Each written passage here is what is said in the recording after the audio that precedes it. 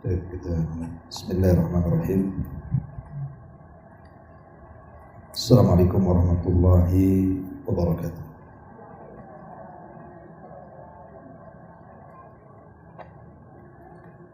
Alhamdulillah wassalatu wassalamu ala Rasulillah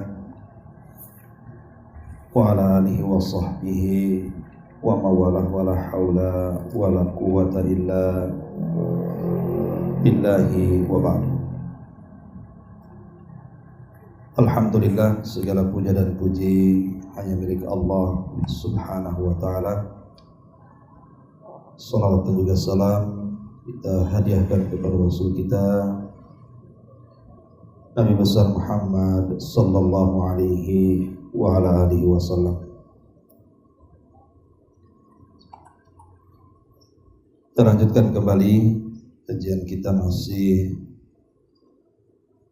membahas kitab Bulughul Maram dan kita masuk pada kitab Al-Libas, bicara tentang pakaian. Di sini Nabi sallallahu alaihi wasallam bersabda, An Abi Amirin Al-Ash'ari radhiyallahu anhu qala Qala Rasulullah sallallahu alaihi wasallam, la yakunanna min ummati aqwamun yastahilluna al-hirra wal harira. Dari Abi Amir Al-Ash'ari radhiyallahu anhu, dia mengatakan, Nabi sallallahu alaihi wasallam bersabda, sungguh akan ada di antara umatku yang mereka menghalalkan al-hirra. Hirra artinya kemaluan, maksudnya perzinahan. Wal harira, dan kain sutra. Dalam riwayat wal ma'azif, dan juga alat-alat musik. Baik, sebelum saya jelaskan hadis ini, bab ini menjelaskan kepada kita tentang adab-adab berpakaian. Di dalam Al-Quran surah Al-A'raf ayat 26, Allah subhanahu wa ta'ala berfirman, Ya bani Adama qad anzalna alaikum libasan yuwari sawatikum warisha wa libasut taqwa dzalika khairun dzalika min ayatillahi la'allahum yadhakkarun. Wahai anak cucu Adam, sungguh kami telah menurunkan kepadamu pakaian yang menutupi auratmu dan bulu sebagai bahan pakaian untuk menghiasi diri. Akan tetapi pakaian takwa itulah yang paling baik untuk kalian, karena yang demikian itu merupakan tanda-tanda kekuasaan Allah agar mereka selalu ingat. Ayat ini menjelaskan tentang karunia Allah subhanahu wa ta'ala dan nikmatnya, di mana Allah subhanahu wa ta'ala tidak membiarkan manusia itu telanjang sehingga tampak auratnya. Makanya Allah anugerahkan pakaian untuk mereka yang bisa menutupi auratnya. Nah, pakaian sendiri itu terbagi menjadi dua. Ada yang disebut dengan wahbi, ada yang disebut dengan kasbi. Adapun wahbi itu artinya pemberian.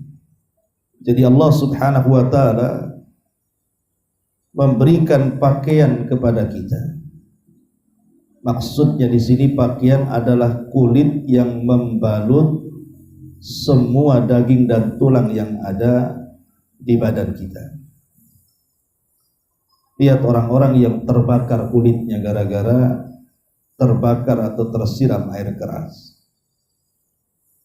Itu kan tidak cantik bentuknya. Orang-orang yang terkelupas kulitnya karena terbakar atau karena apa saja, itu akan mengurangi keindahan badan. Makanya betapa banyak khususnya ibu-ibu yang merawat kulit kan? Sampai-sampai menghabiskan ratusan juta bahkan lebih daripada itu hanya untuk perawatan kulit. Lah kulit ini adalah pakaian yang Allah lapiskan kepada badan kita, dan itu disebut dengan wahbi.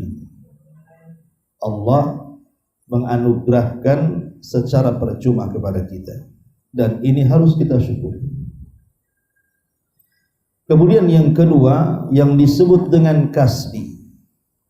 Kasbi itulah pakaian yang kita beli, yang menutup kulit kita, sehingga dengan pakaian itu lebih mempercantik lagi. Karena kalau kita hanya mengandalkan pakaian yang diberikan Allah kepada kita berupa kulit yang membungkus daging dan tulang itu, maka akan tampak aurat kita. Tetapi kemudian ada perintah untuk menutup pakaian itu dengan pakaian yang lainnya yang harus kita upayakan. Itu disebut kasbi. Nah, itulah pakaian yang kita pakai, celana dan baju itu. Ma'asyiral muslimat yang dimuliakan Allah Subhanahu wa taala, lah celana dan baju kita itu di dalam ayat ini surah Al-A'raf 26 terbagi menjadi dua lagi, di mana yang pertama disebut libasan yuwari sawatikum, di mana pakaian dan celana yang kita pakai itu menutup aurat. Ini yang pertama, jadi gunanya untuk menutup aurat. Dan yang kedua warisha. Risa itu artinya pakaian yang memperindah di atas pakaian. Ada yang mengatakan maksudnya pakaian luar, sementara yang menutup aurat itu pakaian dalam. Kalau seandainya seseorang itu hanya menggunakan pakaian dalam saja, kalau laki-laki namanya ada kaos oblong, kolor gitu kan, kemudian berangkat ke kantor, kira-kira pandangan orang seperti apa? Ini mau ngapain orang kayak gini? Orang gila kan gitu. Tetapi ada pakaian keindahan, itulah pakaian luar yang menutup pakaian dalam, itu warisha artinya. Ataupun yang dimaksud warisha itu artinya sesuatu yang mengindahkan pakaian itu sendiri, mungkin dengan rajutannya, dengan pernak-perniknya, dengan aksesorisnya dan begitu seterusnya. Lah itulah pakaian manusia. Dan fungsi pakaian sendiri itu ada tiga juga, di mana pakaian itu yang pertama bisa menjaga kita dari panas, yang kedua bisa menjaga kita dari dingin, dan yang ketiga bisa menjaga kita dari peluru, dari senjata. Adapun pakaian yang menjaga kita dari panas ma'ruf ya, seperti katun ataupun sutra, pakaian-pakaian dingin.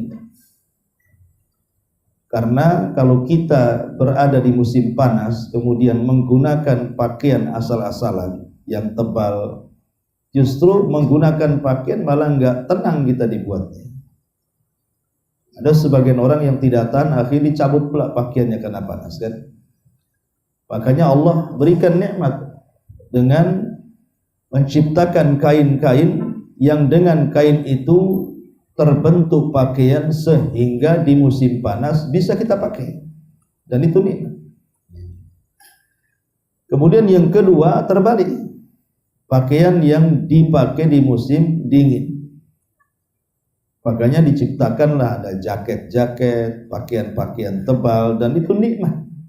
Sebab kalau seandainya di musim dingin pakai pakaian yang untuk musim dingin, musim panas gitu ya, apa gunanya? Tetap aja dia menggigil jadinya. Dan itu juga bagian daripada nikmat. Termasuk juga pakaian perang. Sehingga kemudian ketika seseorang berperang, ada jaket-jaket atau pakaian khusus yang bisa menahan peluru. Sehingga kita lebih terlindungi dari senjata-senjata atau peluru-peluru, sehingga tidak mudah kita ini mati dengan peluru itu. Dan tiga-tiganya adalah nikmat dari Allah Subhanahu wa ta'ala. Ma'asyiral muslimat yang dimuliakan Allah Subhanahu wa ta'ala, inilah yang disebut dengan libasan yuwari sawatikum warisan. Tapi Allah Subhanahu wa ta'ala mengatakan walibasut taqwa dzalika khairun. Tetapi bagaimanapun pakaian takwa itulah pakaian yang paling baik. Pakaian takwa itu pakaian yang paling baik.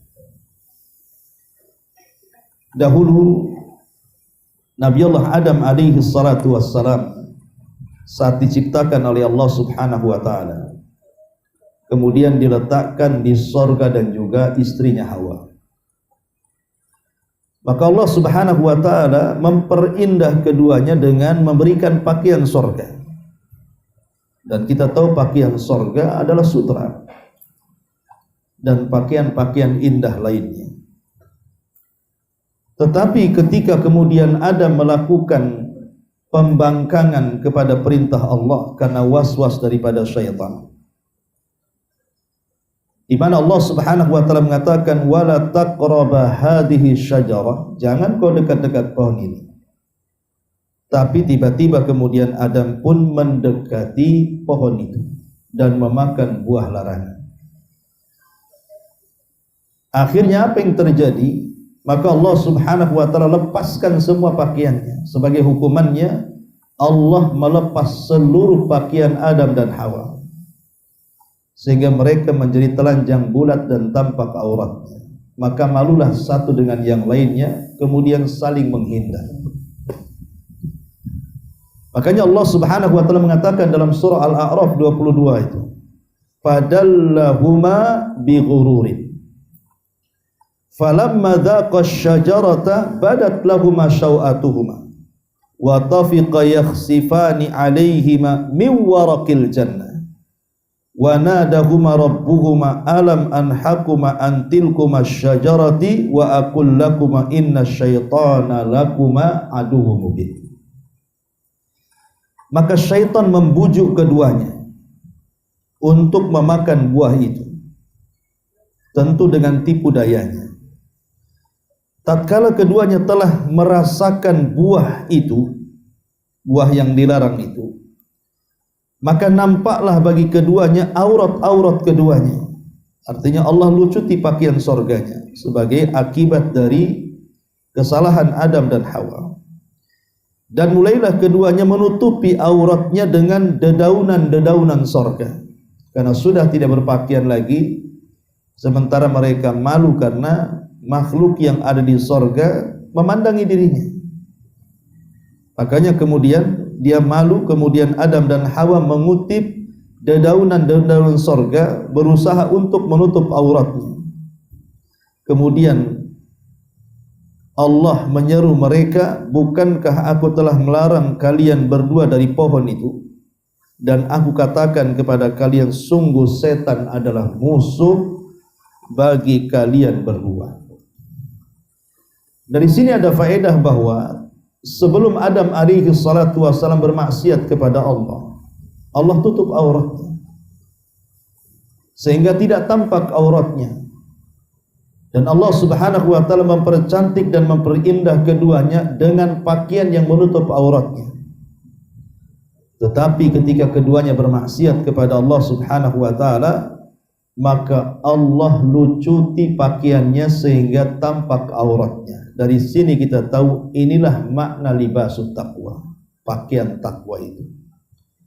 Semakin orang itu bertakwa kepada Allah Subhanahu wa taala, maka semakin dia menutup auratnya. Semakin dia melakukan banyak dosa, maka pasti dia akan semakin membuka auratnya.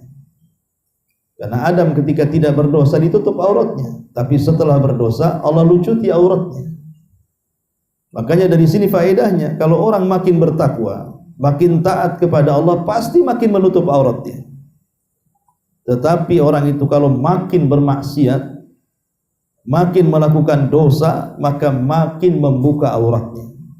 Tanpa harus dilucuti, dia lucuti sendiri. Itulah libasut taqwa. Lah libasut taqwa itulah Islam. Libasut taqwa itulah Islam. Pakaian takwa itulah Islam. Karena orang kalau berpegang teguh dengan Islam dan dia tahu adab-adab berpakaian, pasti dia akan menutup auratnya. Karena Islam kan sudah mengatur pakaian orang-orang yang beriman seperti apa, baik laki-lakinya atau perempuannya. Tapi orang kalau semakin jauh daripada Islam, apalagi keluar dari Islam, apalagi bukan Islam, maka mereka tidak akan peduli dengan pakaiannya. Bahkan tidak bisa dibedakan mana laki-laki, mana perempuan, mana manusia, mana binatang. Lihat pakaian orang-orang kafir itu. Pakaian orang-orang kafir itu mana peduli mereka nutup aurat. Kadang-kadang mereka telanjang di pantai-pantai. Lalu apa bedanya dia dengan ayam, kan begitu? Apa bedanya dia dengan binatang? Binatang tidak berpakaian. Kadang binatang masihlah tertutup auratnya dengan bulunya. Dan manusia tak ada bulu seperti bulu ayam, sehingga nampak auratnya. Lah itulah orang kalau jauh dari Islam atau keluar daripada Islam atau bukan Islam, maka mereka tidak peduli dengan adab-adab berpakaian. Tapi kalau seandainya mereka peduli dengan Islam, pasti mereka akan berusaha untuk melaksanakan adab-adab Islam. Itulah yang disebut libasu taqwa, pakaian ketakwaan. Ma'asyiral muslimat yang dimuliakan Allah Azza wa Jalla, ada yang mengatakan bahwa libasu taqwa, pakaian takwa itu yang lebih baik dibandingkan pakaian yang ada di badan. Karena pakaian takwa itu yang menentukan pakaian di badan. Makanya Allah mengatakan, dan pakaian takwa itu lebih baik dibandingkan pakaian yang kita pakai. Karena takwa itu yang menentukan pakaian kita. Kalau kita makin takwa, maka kita makin menutup auratnya. Tapi kalau kita tidak bertakwa, pasti dia akan sebarang membuka auratnya. Ada yang mengatakan libasut taqwa yang menentukan pakaian badan itu adalah al-haya'u, perasaan malu. Perasaan malu itulah yang disebut libasut taqwa. Karena orang yang memiliki rasa malu, malu untuk melanggar perintah Allah Subhanahu wa taala, malu untuk bermaksiat kepada Allah Azza wa Jalla, dorongan malu itulah yang menjadikan dia menutup auratnya. Kalau orang tidak punya rasa malu, maka dia akan melakukan sekehendaknya. Kata Nabi SAW, fa illam tastahi fasna ma syi'ta. Kalau engkau tidak punya rasa malu, lakukan sekehendaknya. Maka hakikatnya orang-orang yang berpakaian dan mereka tidak menutup aurat, mereka itu tidak punya rasa malu. Tidak malu dengan auratnya. Tidak malu kalau itu sedang melanggar larangan-larangan Allah Subhanahu wa taala. Tapi kalau ada dorongan takwa, artinya al-haya, perasaan malu, maka malu itulah yang mendorong dia menutup auratnya. Ada yang berpendapat bahwa libasut taqwa, takwa di sini artinya al-iman. Jadi iman itulah yang mendorong dia untuk menutup auratnya. Karena orang-orang kafir, tadi saya sudah jelaskan, enggak peduli dengan pakaian orang kafir itu. Bahkan mereka yang mencontohkan pakaian-pakaian yang membuka aurat, kemudian ditiru pula orang-orang yang beriman. Ini juga pendapat yang kedua, libasut taqwa artinya pakaian keimanan. Ada juga yang mengatakan maksudnya takwa di sini adalah al-khasyatu lillah, perasaan takut kepada Allah. Pakaian takut kepada Allah, karena takut inilah yang membuat kita menutup aurat. orang yang tidak takut kepada Allah, maka dia tidak peduli dengan pakaiannya.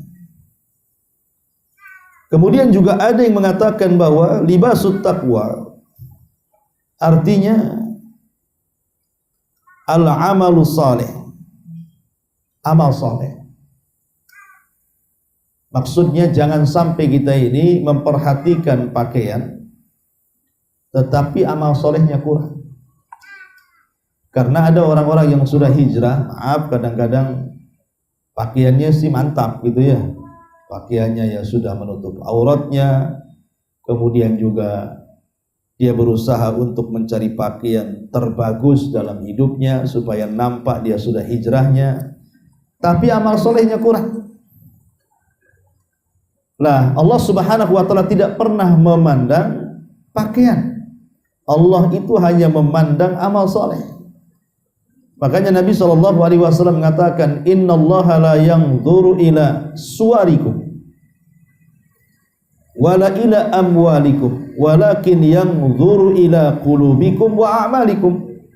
Jadi Allah itu tidak pernah memandang bentuk rupa kalian. Mau pakaiannya seperti apapun Allah tidak akan pandang itu. Ataupun Allah tidak pandang harta kalian, yang Allah pandang itu hati dan amal kalian. Jadi pakaian kalau sudah bagus, sudah menutup aurat, maka ada sesuatu yang jauh lebih baik dibandingkan pakaian. Apa itu? Amal soleh. Kalau sudah berpakaian, maka tingkatkan amal solehnya, tingkatkan ibadahnya kepada Allah Subhanahu wa taala. Jangan hanya mengandalkan pakaiannya saja. Karena ada orang yang berpakaian syar'i tetapi lisannya belum syar'i, masih juga gibah-gibah sana sini. Ya, pakaiannya sudah syar'i tapi lisannya masih kompor sana sini. Ya kalau yang 5 kilo ini ya 25 kilo pula bisa meledak tuh orang. Jadi ini yang kemudian didasari kalimat takwa, artinya yang ditonjolkan itu bukan pakaiannya tapi amal soleh. Karena secara tidak langsung amal solehnya itulah yang mendorong dia pasti berpakaian menutup auratnya. Ma'asyiral muslimat yang dimuliakan Allah Subhanahu wa taala. Itulah makna daripada libasut taqwa. Kemudian Allah mengatakan dzalika khairun. Itu lebih baik. Itu lebih baik. Maksud dzalika khairun, lebih baik itu annahu raji'un ila libasit taqwa. Jadi pakaian badan itu tidak lebih baik dibandingkan pakaian takwa tadi. Ya rasa malu, rasa iman, rasa takut, kemudian amal soleh, itu jauh lebih baik daripada pakaian badan. Atau yang kedua, annahu rajiun ila jami' ma taqaddam, ataupun kembali kepada semuanya. Ya. Di mana Allah Subhanahu wa taala ketika mengatakan bahwa pakaian itu fungsinya dua. Pertama untuk menutup aurat, yang kedua untuk perhiasan. Walaupun banyak perhiasan pernak-pernik begitu dalam badan kita dengan aksesorisnya, itu tidak lebih baik dibandingkan pakaian dari pakaian takwa. Taib, ma'asyiral muslimat yang dimuliakan Allah Subhanahu wa taala. Di sini pengarang setelah kita berikan muqaddimah di sini. Nah, di sini pengarang membuat bab tentang babul libas. Apa saja pakaian-pakaian yang dibolehkan, apa saja pakaian-pakaian yang tidak dibolehkan dipakai. Dari Abi Amir Al-Asy'ari radhiyallahu anhu qala. Dari Abi Amir Al-Asy'ari radhiyallahu anhu qala, qala Rasulullah sallallahu alaihi wasallam, la yakunanna min ummati aqwamun yastahilluna al-hirra wal harira. Rawahu Abu Dawud wa asluhu fil Bukhari. Dari Abi Amir Al-Asy'ari radhiyallahu anhu, dia mengatakan Rasul bersabda, la yakunanna min ummati, kelak akan ada dari umat. Ini menunjukkan alamatun nubuwah, alamat-alamat kenabian namanya. Nabi memprediksi nanti sepeninggal dia di akhir zaman akan ada umatnya yang begini dan begitu. Kalau ini diucapkan oleh seorang kahin, seorang dukun, maka kita tidak percaya. Karena dukun-dukun itu pasti meramal dengan kedustaan. Tidak ada dukun yang meramal dengan kebenaran. Kalaupun benar itu ya kebetulan. Tapi karena yang bicara Nabi SAW, sementara Nabi itu wa mayantiku anil hawa in huwa illa wahyun yuha. Dia tidak mungkin bicara dengan hawa nafsunya. Yang dibicarakan itu wahyu yang diwahyukan kepadanya. Pasti ucapannya benar. Makanya Rasul itu dikatakan oleh Abdullah ibn Mas'ud radhiyallahu anhu as-sadiq al-masduq. As-sadiq itu artinya orangnya jujur, al-masduq ucapannya dibenarkan. Dia sendiri orangnya benar dan ucapannya dibenarkan. Karena itu semua adalah wahyu dari Allah Azza wa Jalla. Ketika Rasul mengatakan la yakunanna min ummati, akan terjadi kepada umatku, maka kita katakan sami'na wa ata'na. Ya, kami dengar dan kami taat. Apa ya Rasul yang akan terjadi? Aqwamun yastahilluna al-hirra. Ada beberapa kaum dari umatku, artinya bukan umat di luar Islam, bukan orang kafir, bukan non muslim, tidak, tetapi masih umat Nabi sendiri. Karena umat itu kan ada dua macam. Ada umat istijabah, ada umat dakwah. Ada umat istijabah, umat yang sudah menerima dakwah Nabi, itulah umat Islam. Ada umat dakwah yang belum menerima dakwah, itulah orang kafir. Tapi yang dimaksud di sini bukan umat dakwah, tapi umat istijabah, umat yang sudah menerima Islam.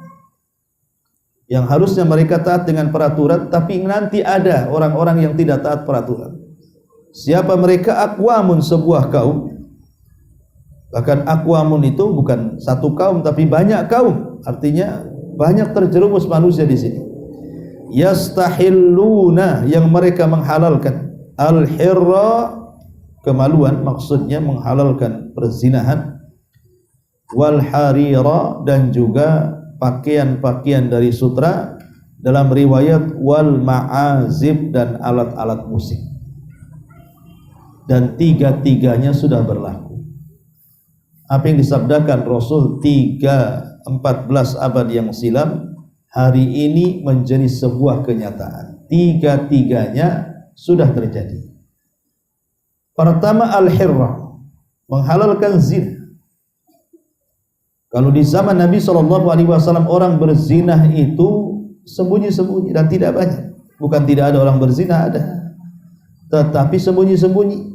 Seperti kisah wanita Ghamidiyah dengan budak laki-laki namanya Ma'iz, yang ma'ruf datang kepada Rasul dan mengatakan, ya Rasulullah, inni zanaitu fatahirni. Rasul, aku sudah berzinah, tolong bersihkan. Artinya tolong hukum. Akhirnya dua-duanya dirajam kan, karena dua-duanya sudah menikah masalahnya, baik Ma'iz ataupun wanita dari Ghamidiyah. Itu di zaman Rasul ya, maksudnya tidak terang-terangan. Tapi di zaman sekarang terang-terangan. Mau online ada, mau offline ada gitu ya. COD pun ada. Bukan makanan saja ya. Bahkan perzinahan itu di COD-kan kan itu ya. Datang ke rumah, naudzubillah, dengan macam-macam kedok istilahnya. Dan itu terang-terangan. Tempat-tempatnya ada, lokalisasinya ada gitu. Bahkan yang lebih celakanya diresmikan pula pemerintah. Alasannya karena banyak pemasukan pajaknya dan apalah istilahnya. Dan naudzubillah, ya, justru harusnya ditiadakan, malah disuburkan dan terang-terangan, tidak dibubarkan. Ya, ini disebut yastahillunal hirra, dan para pelakunya tidak merasa berdosa, baik pezinahnya atau yang datang untuk berzinahnya. Mereka tidak merasa berdosa, merasa itu semua halal. Nah, ini sudah terjadi. Yastahillunal hirra. Kemudian wal harira. Wal harira artinya kain sutra. Maksudnya di sini larangan tentu bukan kepada kaum wanita, karena kaum wanita dibolehkan menggunakan kain sutra. Ya, tapi yang dimaksud di sini adalah bagi laki-laki. Bagi laki-laki tidak boleh ya, seseorang itu menggunakan kain sutra, karena bagi mereka sutra itu adalah pakaian surga. Pakaian surga, bukan pakaian dunia. Nanti ada ketentuannya kapan bolehnya laki-laki menggunakan kain sutra itu, kalau dalam kondisi darurat saja. namanya dia punya penyakit kulit gatal dan yang semacamnya, sehingga tidak cocok dengan pakaian atau kain yang lain kecuali sutra, maka ini namanya darurat. Ya, ad-daruratu tubihul mahdurat, sesuatu yang sifatnya darurat itu membolehkan hal-hal yang dilarang. Atau kalaupun harus gitu memakan kain sutra, maka tidak boleh lebih daripada 4 jari. Itu nanti ada aturannya. Ya. Tapi yang jelas bahwa diambil faedah dari hadis ini tentang kain sutra ini, pertama, tahrimu lubsil hariri ala rijal. Haram hukumnya memakai kain sutra bagi laki-laki, dan termasuk dosa besar minal kabair. Kemudian yang kedua, hadis ini juga ada alamah min alamitun nubuwah, ada alamat dari alamat-alamat kenabian. Nabi SAW bukan hendak meramalkan sesuatu kemudian tidak terjadi, tetapi Rasul itu bukan meramal. Memang Rasulullah SAW memberitahu tentang sesuatu akan berlaku setelah, dan hampir semua yang dikatakan Rasul sudah menjadi sebuah kenyataan. Dan kita harus beriman apapun yang dikatakan Rasul tentang peristiwa yang akan berlaku, masuk di akal atau tidak. Ya. Kemudian yang ketiga di sini annal istihlal al-ma'asi, bahwa menghalalkan sebuah kemaksiatan, apakah itu zina, apakah itu khamr, apakah itu sutra dan yang semacamnya, adalah min akbaril kabair, sebesar-besarnya dosa besar, bahkan bisa mengantarkan kepada kekufuran. Bisa kufur. Orang menghalalkan itu bisa keluar dari Islam, menghalalkan perkara yang diharamkan itu bisa keluar dari Islam. Dan itu dimasukkan oleh para ulama bagian daripada nawaqidul Islam, pembatal-pembatal Islam. Jadi pembatal-pembatal Islam adalah menghalalkan yang diharamkan atau mengharamkan yang dihalalkan. Khamr haram, dia bilang halal. Zina haram, dia bilang halal. Ya, judi haram, dia bilang halal, dan begitu seterusnya. Menghalalkan yang diharamkan kufur, bisa keluar dari Islam. Lah, orang-orang yang menghalalkan ini akan ada, kata Rasul, akan ada umat-umat yang menghalalkan yang haram. Salah satunya menghalalkan zina, menghalalkan sutra, dan menghalalkan alat-alat musik. Dan di sini bukan hanya sutra saja, berarti masuk padanya juga alat-alat musik. Kenapa? Karena alat-alat musik ini melalaikan. Betapa banyak orang dijauhkan dari zikir, dari Quran itu gara-gara musik. Gara-gara musik. Kalau zaman dulu lihat di desa-desa itu masihlah ada dari rumah itu keluar orang baca Quran. Sekarang sudah nggak ada di desa loh ya, jangan cerita kota. Di desa saja sudah hampir tidak ada orang yang membaca Quran malam. Rata-rata yang keluar ya suara televisi. Nah, sekarang udah main YouTube, TikTok, short, apa istilahnya, tawa-tawa sendiri kayak orang gila tuh. Ada orang yang video-video kecil tuh, orang sekarang nggak waras bu. Padahal waras dia sebenarnya, tapi tahu-tahu ketawa sendiri dia. Rupanya dia pula pelaku di TikTok itu. Dia lihat sendiri, ketawa sendiri. Intinya bahwa di sini Nabi SAW mengharamkan sutra. Baik, sekarang hukum sholat menggunakan sutra. Boleh tidak hukum sholat menggunakan sutra? Jumhur ahli ilmi mengatakan annaha tujzi. Jadi kalau sholat menggunakan kain sutra seperti sekarang kan ada tuh sarung-sarung dari sutra katanya. Ya tak tahu apakah benarkah, masa kalau sarung dari sutra harganya 30.000? Berarti kan mungkin mereknya merek sutra, bukan kainnya dari sutra. Oke lah, memang sarung itu dari sutra. Apakah boleh seseorang itu menggunakan sarung dari sutra untuk sholat? Apakah sah sholatnya? Jumhur ulama mengatakan sah sholatnya. Ini dikatakan jumhur.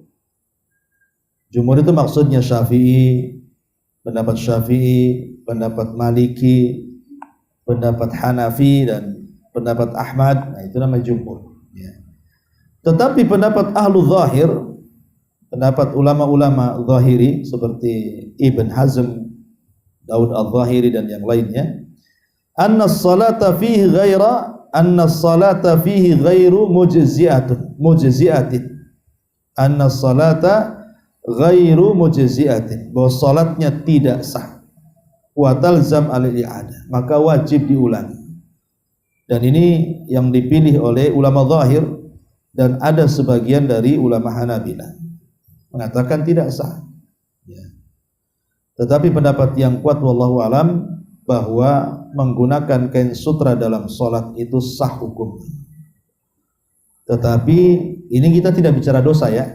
Bagi laki-laki jelas dosa menggunakan kain sutra. Tapi kalau seandainya laki-laki menggunakan kain sutra untuk sholat, sah nggak sholatnya? Sah, tapi dia berdosa gitu saja. Sama dengan orang sholat menggunakan pakaian curian. Umpamanya ibu nyuri sajadah kemudian sholat di atas sajadah curian, sah-sah sholatnya, tapi nyuri sajadahnya berdosa. Ya, jadi kenapa demikian? Karena alasannya li'anna tahrim al-harir laisa aidan ila salati bi nafsiha bal huwa muharramun fi salati wa fi ghairi salati. Karena pengharaman memakai sutra itu tidak berkaitan dengan salat saja. Baik ketika salat, baik di luar salat tetap haram. Makanya tidak membatalkan. Ya.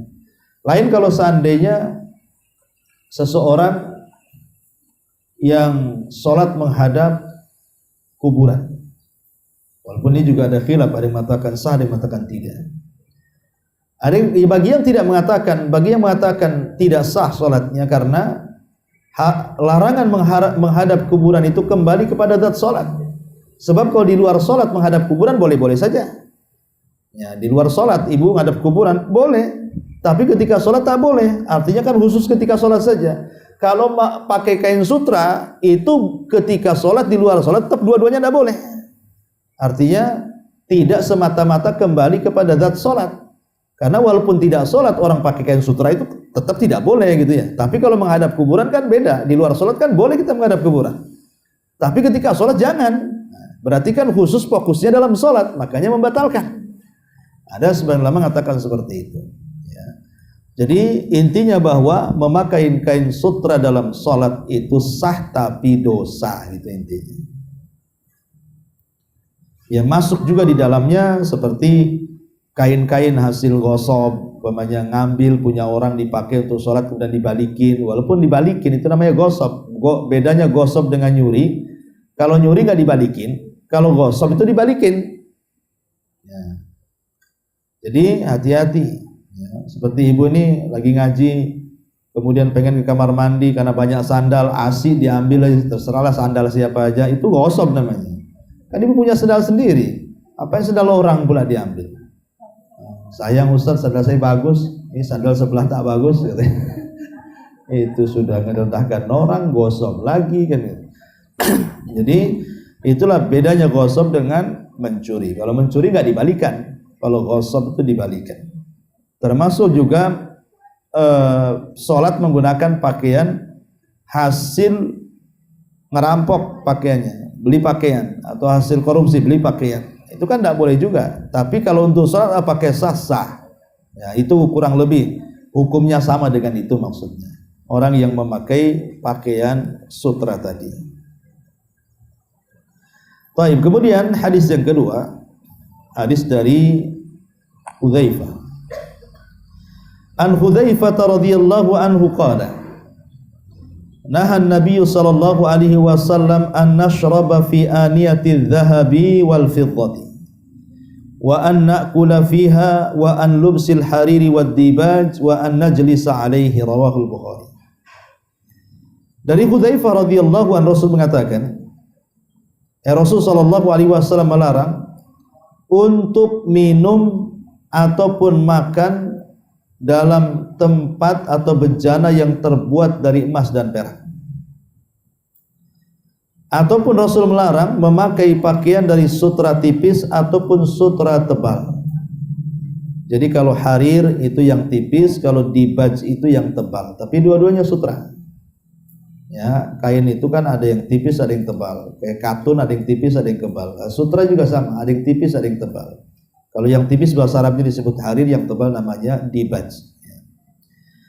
Kemudian Rasulullah SAW juga melarang tidak boleh duduk, ya, an-najlisa alaih, tidak boleh duduk di atasnya.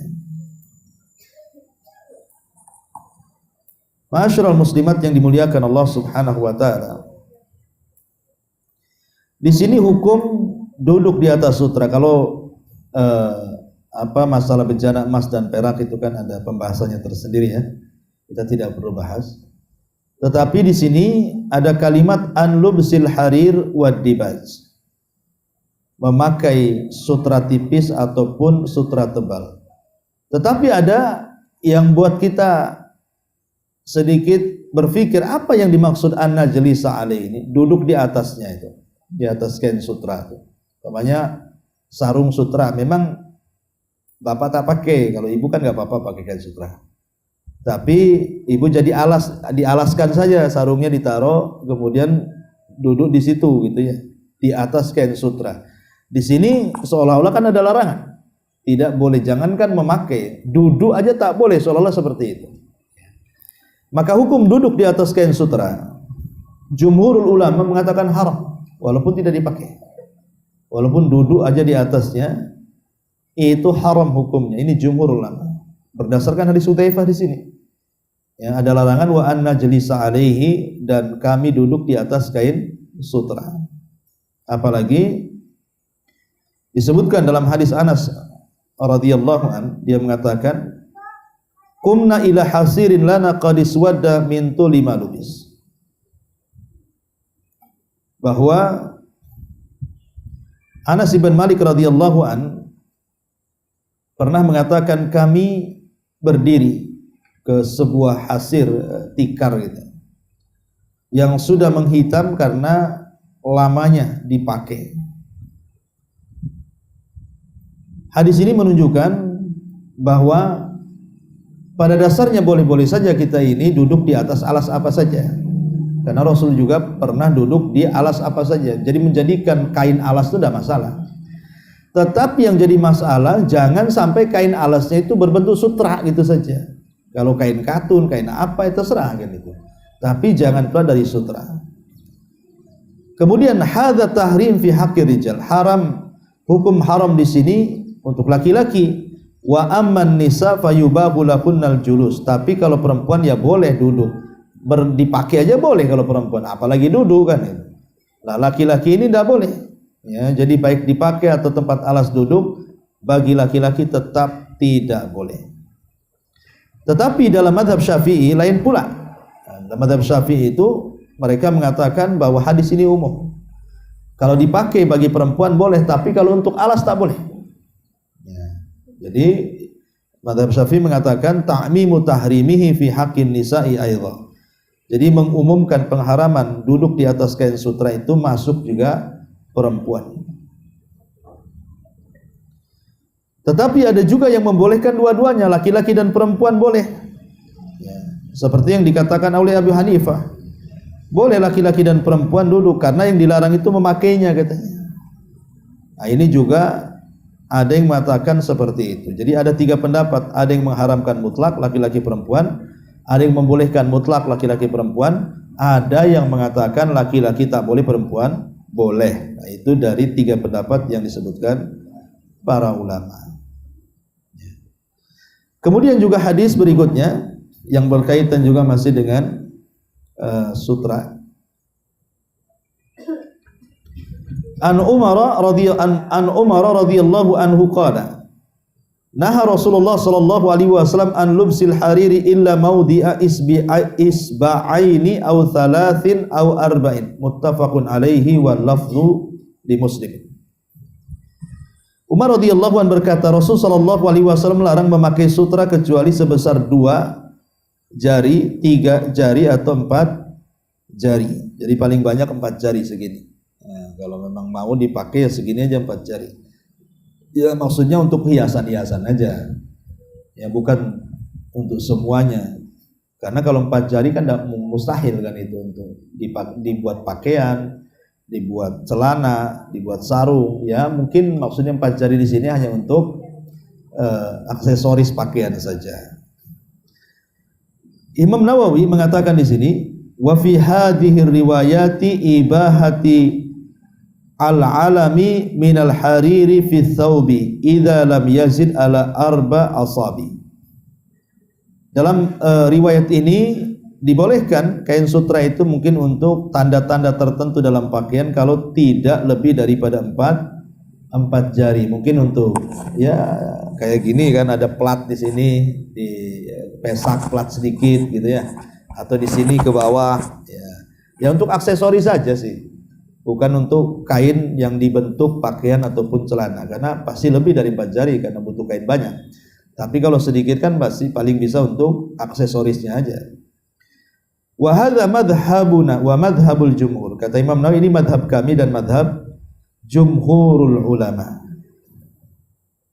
Jadi intinya boleh hanya untuk tanda saja, dan kalau lebih daripada 4 jari berarti haram hukumnya. Haram hukumnya, tidak dibolehkan. Kemudian juga Anasin anna Nabi sallallahu alaihi wasallam rakhasa li Abdurrahman ibn Auf wa Zubair fi qamisil harir fi safarin min hikkatin kanat bihima. Muttafaqun alaih. Dari Anas radhiyallahu an, Nabi SAW berikan rukhsah, keringanan kepada Abdurrahman ibn Auf dan Zubair untuk memakai kain sutra ketika safar karena dia punya penyakit gatal. Penyakit kulit. Karena ada penyakit gatal itu kalau menggunakan sembarang pakaian mungkin panas, akhirnya kambuh penyakitnya. Sementara kan sutra kan dingin gitu ya, sehingga akan meredakan gatalnya. Maka dibolehkan, sekali lagi boleh ya menggunakan kain sutra dalam kondisi punya penyakit kulit. Berarti di sini ada 2 perkara, dibolehkan menggunakan sutra bagi laki-laki. Pertama, tidak boleh lebih daripada 4 jari. Yang kedua, boleh menggunakan pakaian atau sarung ataupun celana dari sutra hanya untuk kesehatan, bukan untuk keindahan, karena itu pakaian sorga. Tapi bagi perempuan ya dibolehkan, tidak ada larangan. Wallahu alam, saya kira ini saja sementara. Tapi sebelum saya tutup, kalau ada yang bertanya silakan.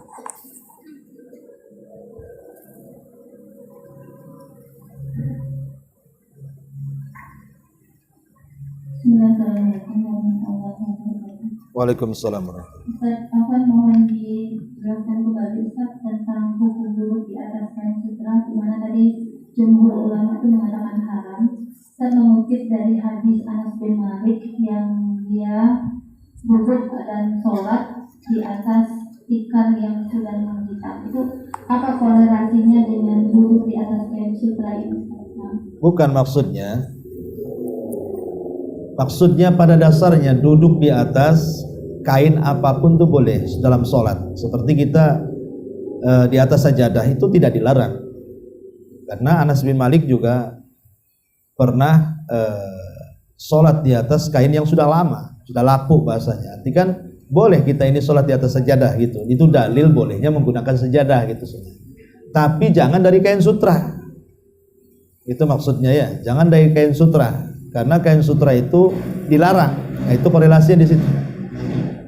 Jadi boleh duduk di mana saja di atas kain itu, baik ketika sholat atau tidak sholat. Pokoknya kita duduk makan di atas sajadah boleh, siapa yang melarang? Ya. Atau sholat di atas sajadah ya memang untuk itu kan itu. Tapi janganlah pula sajadah itu dari kain sutra. Ya, karena dilarang. Bagi yang melarang. Tapi kalau Abu Hanifah kan tadi boleh. Abu Hanifah mengatakan boleh bagi laki-laki atau perempuan duduk di atas kain sutra. Nah, tapi dalam mazhab Syafi'i mengatakan justru tidak boleh laki-laki dan perempuan. Tapi jumhur mengatakan yang dilarang itu laki-laki saja, perempuan tidak boleh. Wallahu a'lam. Iya.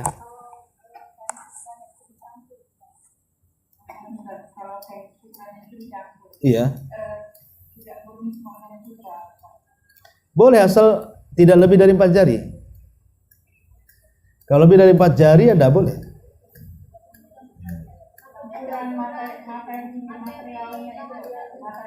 Oh, dia bukan murni kainnya. Wallahu alam ya. Ya sekarang kalau campurannya dikumpulkan lebih dari 4 jari, nah itu kan kembali lagi ke situ karena nggak ada hukum lagi kan itu. Pokoknya intinya kalau lebih dari 4 jari tidak boleh gitu saja. Nah, itu saja. Nah, jadi kita lihat dohirnya hadis saja. Nah, coba nanti kita baca lagi gimana kalau campuran benangnya gitu kan. Nah, saya belum baca fatwa ulama masalah itu. Wallahu a'lam.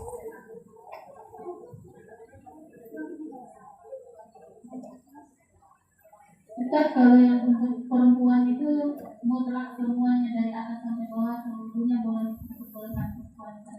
Pendapat yang kuat boleh. Pendapat yang kuat boleh karena larangan ini untuk laki-laki. Wallahu a'lam.